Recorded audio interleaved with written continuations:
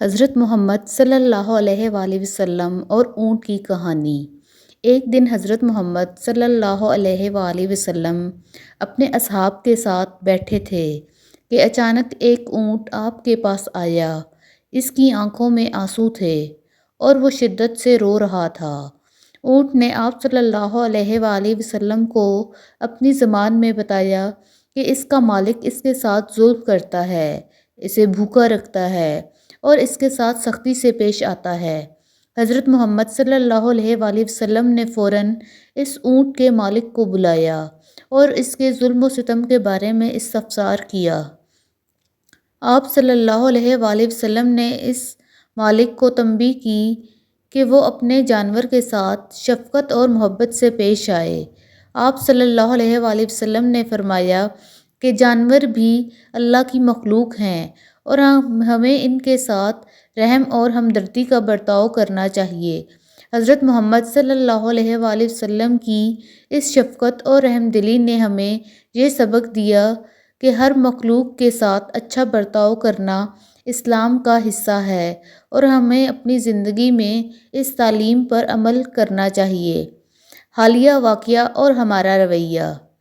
ابھی حال ہی میں پاکستان کے شہر سانگھڑ میں ایک دل دہلا دینے والا واقعہ پیش آیا، جہاں ایک غریب کا اونٹ جو کسی وڈیرے کی زمین پہ غلطی سے چلا گیا تو وڈیرے نے بے زبان اونٹ کی ایک ٹانگ کاٹ دی۔ یہ واقعہ ہمیں حضرت محمد صلی اللہ علیہ وآلہ وسلم کی تعلیمات سے دوری کا احساس دلاتا ہے۔ یہ کتنی بڑی بدقسمتی ہے کہ ہم نے ان جانوروں کے ساتھ ایسی بے رحمی کو معمول بنا لیا ہے، جو ہم پر مکمل انحصار کرتے ہیں اور ہمارے رحم و کرم کے محتاج ہیں۔ آئیے ہم اس دل دہلا دینے والے واقعے سے سبق حاصل کریں اور اپنے دلوں میں جانوروں کے لیے رحم اور محبت کو دوبارہ زندہ کریں۔ حضرت محمد صلی اللہ علیہ وآلہ وسلم کی سنت پر عمل کریں اور جانوروں کے ساتھ شفقت سے پیش آئیں۔ یہ ہم پر واجب ہے کہ ہم ہر مخلوق کے ساتھ محبت اور ہمدردی کا برتاؤ کریں تاکہ ہمارا معاشرہ حقیقتاً اسلامی اصولوں پر قائم ہو۔ یہ پیغام امید ہے کہ لوگوں کو جانوروں کے ساتھ بہتر سلوک کرنے کی ترغیب دے گا اور ہمارے معاشرے میں رحم دلی اور ہمدردی کو فروغ دے گا۔